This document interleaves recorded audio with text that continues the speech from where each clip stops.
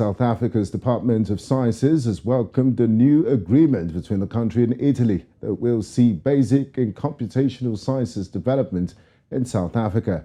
This follows the signing of a memorandum of understanding between South Africa's National Institute of Theoretical Physics and Trieste's Abdus Salam International Centre for Theoretical Physics on the sidelines of the World Science Forum in Cape Town last week.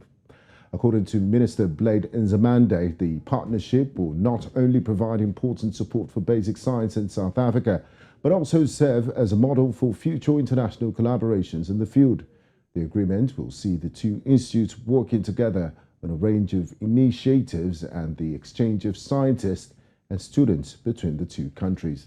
Now, joining us live is the director of Abdus Salam International Centre for Theoretical Physics, Atish. Dabholkar, it joins me from Trieste in Italy to discuss this. Warm welcome to you and thanks for joining us. Good evening. It's a pleasure to be here with you. Thanks, Atish. Now, Atish, for the benefit of our viewers, can you tell us more about the computational sciences development and its basics? You break it down in layman's terms.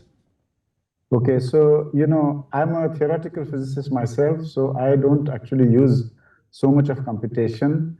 But in fact, computation has come to pervade our life.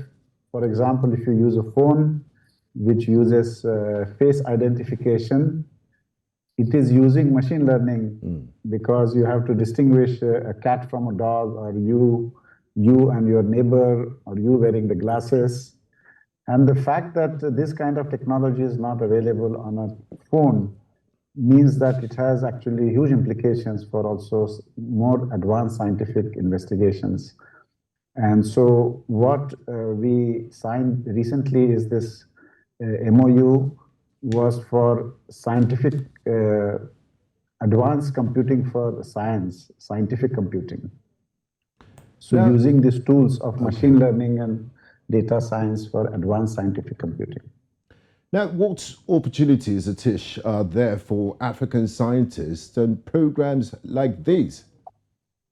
Yeah, so I think it's an enormous field of opportunities, which is why, so as I should tell you a bit about the International Center for Theoretical Physics. It was founded by the Pakistani Nobel laureate Abdus Salam, and we welcome something like 6,000 scientists every year at ICTP from all over the world. Half of them are from the developing countries who are fully funded by ICTP, and many of them have been from the African continent and from South Africa.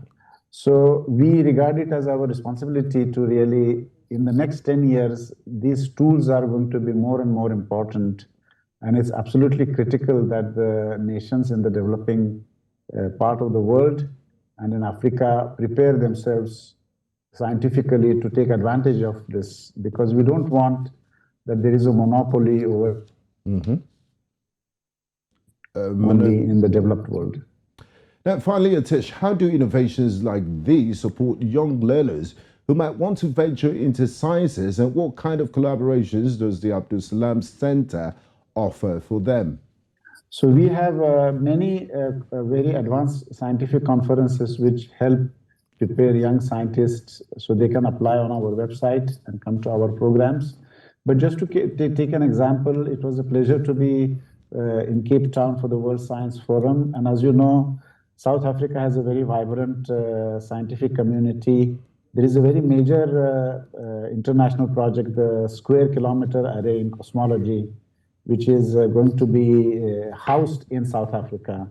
And that produces, these beautiful images, radio images of the universe with huge amount of data. And to really understand what that data is telling you requires you very advanced computational tools. Just to give you one example. And therefore, the opportunities that will emerge in the next 10 years for young researchers in this field in the coming 10 years are really boundless. And I think it's very important that we all make it sure that these tools are available more broadly to the scientific community around the world. Thank you very much, Atish, for joining us on the news for this very important conversation and sharing the opportunities the Abdus Salam Centre has for young African scientists. It was a pleasure. Pleasure. Thank you very much.